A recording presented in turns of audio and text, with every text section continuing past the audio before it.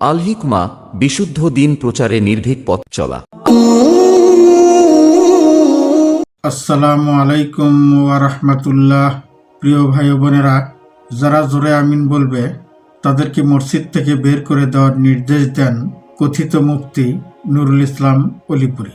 তিনি সিলেটের একটি মাহফিলে গিয়ে আলোচনার এক পর্যায়ে সকল মসজিদের ইমামদেরকে প্রকাশ্যে এই নির্দেশ দেন।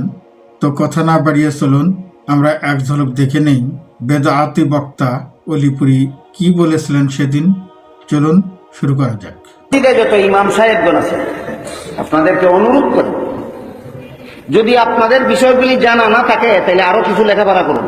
প্রাইভেটও তো লেখাপড়া করা যায়, ইমামতি ঠিক থাকুক, লেখাপড়া করুন।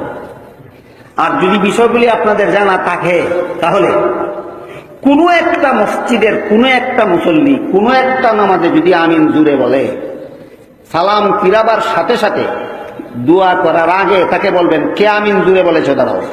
দাঁড়ালে পরে বলবেন কোন হাদিসও পাইছস আমিন জুড়ে বলা সুন্নত, দেখাইবে তারপরে যাইবে। যদি দেখাইতে পারস না তাহলে ক্ষেত নাই ইমসিত করিস না, তোর বাড়ি দিয়া করিস। বলেন আপনাদের ইমামগণকে একটু সতর্ক হওয়া দরকার কিনা? আমি ইমাম সাহেবগণকে অনুরোধ করে বলবো এই ফেতনাবাজদেরকে এই মসজিদের ভিতরে ফেতনা করতে দেবেন না। প্রিয় ভাই ও বোনেরা, এতক্ষণ আপনারা কথিত আল্লামা অলিপুরীর মুখ থেকে কি ভয়ঙ্কর কথাবার্তা ও নির্দেশনাই না শুনলেন। এখন আপনারাই বলুন, এমন একজন জাহেল ব্যক্তি কিভাবে জাতির আলিম হতে পারেন? এমন একজন ব্যক্তির দ্বারা ইসলামের ক্ষতি ছাড়া কি বা কল্যাণ আশা করা যেতে পারে? এর দ্বারা তিনি কি ফেতনার আগুন জ্বালিয়ে তাতে ঘি ঢালতে চান? প্রিয় ভাই বোনেরা, এ পর্যায়ে আমরা কিছু গঠনমূলক ও দিক নির্দেশনামূলক বক্তব্য শুনব প্রিয় শায়েখ ডক্টর খন্দকার আব্দুল্লাহ জাহাঙ্গীর স্যারের কাছ থেকে। তো চলুন শুরু করা যাক। আমাদের দেশে ঝিনাইদহ শহরে জিন্সের প্যান্ট পরা, টাইট প্যান্ট পরা, শার্ট পরা মেয়ে 20 বছর আগে ছিল কিনা, এখন আছে কিনা? এই যে এখন আছে, এটাকে আপনারা প্রতিবাদ করে বন্ধ করেছেন না মেনে নিয়েছেন? মেনে নিয়েছেন। এটা কোথার থেকে এসেছে? ডিশ থেকে। পশ্চিমানা আকাশ, আকাশের সাথে আমাদের দুটো সম্পর্ক, একটা হলো ডিশ আর একটা হলো ইন্টারনেট। এই ডিশ আর ইন্টারনেট আমাদেরকে এখন একটা ছোট্ট গ্রাম করে ফেলেছে দুনিয়াটাকে। আমাদের দেশে ডিশ এবং ইন্টারনেটের মাধ্যমে ব্যাপক অবক্ষয়, আমরা বাইরে থেকে বুঝতে পারছি না, ভিতরটা একদম পরিবর্তন হয়ে গেছে। মেয়েরা ছেলেরা অশ্লীলতা, বেহায়াপনা, মাদকতা, কানের দুল, বাবরি চুল, হাতের বালা আছে না নেই? এগুলোকে আমরা মেনে নিছি না প্রতিবাদ করছি? মেনে নিছি। এই ডিশ এবং ইন্টারনেট গ্লোবালাইজড ভিলেজ থেকে আমাদের দেশে 99% খারাপ জিনিস আসছে আর 1% ভালো জিনিস আসছে, সেটা হলো ধার্মিকতা। আমাদের সমাজে কিছু তরুণ তারা এই ডিশ এবং ইন্টারনেট থেকে ইসলাম শিখছে। কথা বুঝতে পারছেন না? দেখবেন একটা তরুণ হঠাৎ দাড়ি রেখে ফেলেছে, এবং দাড়ি একেবারে ছোটখাটো না, এইরকম, দেখেননি? টাকনুর উপরে কাপড় পরা শুরু করেছে, দেখেননি? কোথার থেকে শিখেছে? হুজুরা শিখেছে নাকি? কথা বুঝতে পেরেছেন? ডিশ থেকে শিখেছে, জাকির নেক থেকে শিখেছে, অথবা পিস টিভি থেকে শিখেছে, অথবা ইসলামী টিভি শিখেছে, অথবা ইন্টারনেট থেকে শিখেছে। কথা বুঝতে পারেন না? ডিশ এবং ইন্টারনেট থেকে 99% কি আসছে আর 1% কি আসছে? আমরা এই 1% ভালোর বিরুদ্ধে প্রতিবাদ করছি, 99 খারাপের বিরুদ্ধে কিন্তু প্রতিবাদ করছি না। কথা বুঝতে পেরেছেন? এখন আমার অনুরোধ হলো যে ইসলাম মূলত বৈচিত্র্যময়। রাসূলুল্লাহ সাল্লামের যুগে কেউ রফাদাইন করেছেন, কেউ করেননি, কেউ হাত ঝুলিয়ে রেখেছেন, মানে রাসূলুল্লাহ সাহাবীদের যুগ থেকে কেউ হাত ঝুলিয়ে রেখেছেন, কেউ হাত বেঁধেছেন, কেউ 3 রাকাত তারা বেতের পড়েছেন, কেউ 1 রাকাত পড়েছেন, কেউ 5 রাকাত পড়েছেন।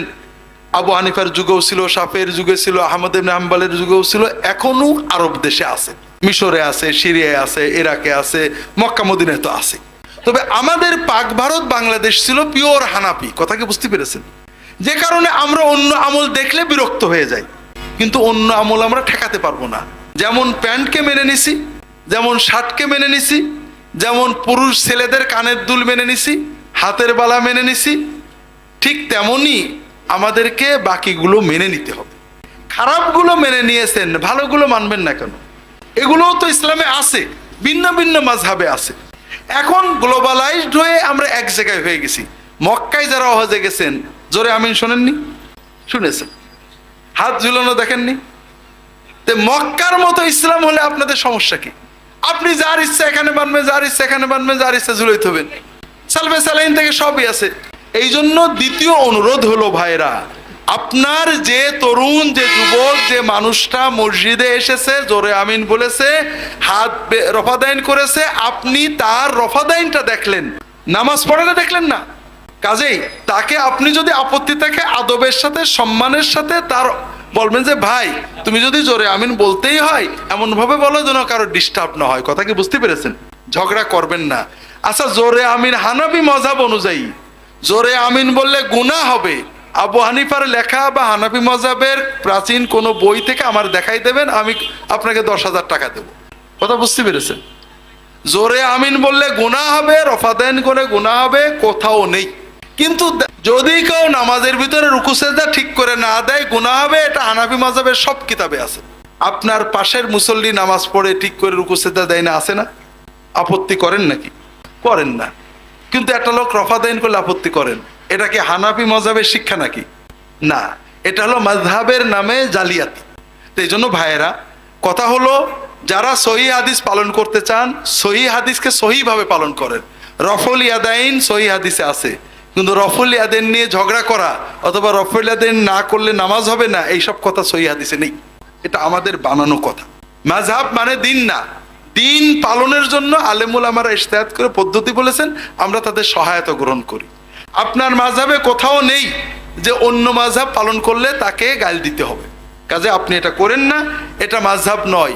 এক সময় আপনারা আমার কথা মানবেন। এই মারামারি এখন হচ্ছে আলমডাঙ্গায়, জোরে আমিন আস্তে আমিন নিয়ে মারামারি, একজন খুনও হয়েছে, আপনারাও খুন হবেন। এরপরে এক সময় সচেতন হবেন, ঠেকাতে পারবেন না। কারণ গ্লোবালাইজেশনের কারণে যেমন প্যান্ট ঠেকাতে পারেননি, হাফ প্যান্ট ঠেকাতে পারেননি, জিন্স ঠেকাতে পারেননি, এটাও ঠেকাতে পারবেন না। তবে আপনারা মারামারি করবেন, বাংলাদেশের মোর দ্যান 50% মুসলমান খ্রিস্টান হয়ে যাবে, তারপরে হঠাৎ খেয়াল হবে নাইজেরিয়ার মতো যে কোথায় আসি। আমার অনুরোধ হলো এই পর্যায়ে যাওয়ার আগেই সচেতন হন, ঝগড়া করেন না। এই সব মাসালা ঝগড়ার মাসালা না, ব্যক্তিগত পালনের মাসালা। আল্লাহ তাআলা তৌফিক দান করুন, আমিন। প্রিয় ভাই বোনেরা, এতক্ষণ আপনারা বক্তব্য শুনলেন আব্দুল্লাহ জাহাঙ্গীর স্যারের কাছ থেকে। স্যার আজ আমাদের মাঝে নেই, একথা ঠিক, কিন্তু জাহাঙ্গীর স্যারের দিক নির্দেশনামূলক এই বক্তব্য অলিপুরীর মতো বেদাআতি সকল আলেমের চোখ খোলার জন্য যথেষ্ট। এতেও যদি তাদের দৃষ্টিশক্তি না ফেরে, তাহলে বুঝতে হবে এই বেদাআতিদের ভাগ্যে হেদায়েতের পথ চিরতরে বন্ধ হয়ে গেছে। প্রিয় ভাই বোনেরা, ভিডিওটি যদি আপনাদের কাছে উপকারী বলে মনে হয়, তাহলে নিচের বেল আইকন বাটনে চাপ দিয়ে চ্যানেলটি সাবস্ক্রাইব করে আমাদের সাথেই থাকুন। এ ধরনের নিত্য নতুন সকল ভিডিও পেয়ে যাবেন সবার আগে। আর ভিডিওটিতে একটি লাইক ও একটি কমেন্টস করে আপনাদের ভালো লাগা মন্দ লাগা অনুভূতিগুলো আমাদের সাথে শেয়ার করুন, যাতে করে ভবিষ্যতে এ ধরনের নিত্য নতুন আরও ভিডিও তৈরি করতে আমরা উৎসাহিত হই। একই সাথে ভিডিওটি শেয়ার করে অন্যদের দেখার সুযোগ করে দিন। এটি আপনার আমলনামায় অবশ্যই সাদাকায়ে জারিয়ার সওয়াব হিসেবে লিপিবদ্ধ হবে ইনশাআল্লাহ। প্রিয় ভাই বোনেরা, এতক্ষণ সাথে থেকে পুরো ভিডিওটি দেখার জন্য সবাইকে ধন্যবাদ। আবারও দেখা হবে নতুন কোনো এক ভিডিওতে। সেই পর্যন্ত ভালো ও সুস্থ থাকুন। আল্লাহ হাফিজ।